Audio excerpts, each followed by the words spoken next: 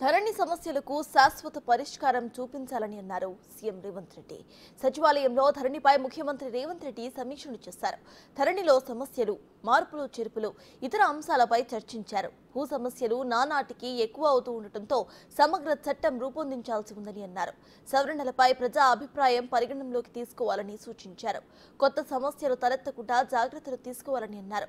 అఖిలపక్ష సమావేశం నిర్వహించి అభిప్రాయాలు తీసుకోవాల్సిన అవసరం ఉందని అన్నారు. అవసరమైతే అసెంబ్లీలోనూ చర్చ పెడతామని అన్నారు. విస్తృత సంప్రదింపులు, అఖిలపక్ష భేటీ తర్వాత నూతన చట్టం చేయాలని అన్నారు. అధ్యాయానికి పైలట్ ప్రాజెక్టుగా ఒక మండలాన్ని ఎంపిక చేయాలని అన్నారు. ఒకప్పుడు గ్రామ స్థాయిలోనే అందుబాటులో ఉండే రికార్డులు, చట్టాల మార్పుతో క్రమంగా మండల కేంద్రానికి, ఆ తర్వాత జిల్లా కేంద్రానికి, రాష్ట్ర స్థాయికి వెళ్లిపోయాయని అన్నారు.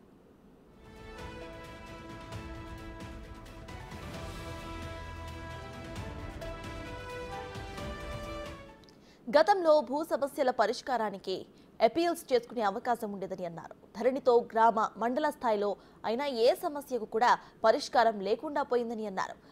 సమస్త అధికారులు జిల్లా కలెక్టర్కు అప్పచెప్పారని అన్నారు. అయితే భూ సమస్యల పరిష్కారానికి విస్తృత స్థాయి సంప్రదింపులు చేపట్టాలని అన్నారు.